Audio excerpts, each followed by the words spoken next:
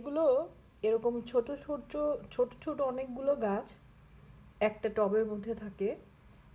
তো কেউ কেউ চাইলে এখান থেকে আলাদা আলাদা করে বিভিন্ন আলাদা আলাদা টবে করে। তো চারাগুলো আলাদা আলাদা করে ফেলে এবং তখন এই তুলসী গাছগুলো আসলে অনেক বড় হয়। তো খুব ঝাপড়া হয় এবং অনেক বড় হয় এবং অনেক দিন থাকে। তো চলুন আমি আপনাদেরকে আমার বাকি গাছগুলো দেখাই। এটা হলো আমার পেঁয়াজের গাছ। এটার নাম হলো এরিকা পাম। বাঁশের মতো, নাম ভুলও হতে পারে। এটা হচ্ছে আমার নার্সিসাস, যেটার এখনো ফুল হয়নি।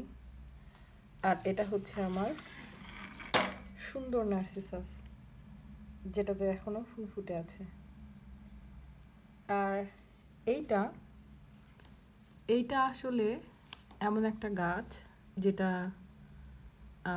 আমি যখন বাংলাদেশে যাই তখন পানির অভাবে গাছটা প্রায়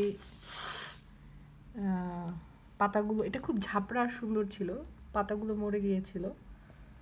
তো এই গাছটা ঘরের ভেতরে হয়, ইনডোর প্ল্যান্ট, খুব ভালো।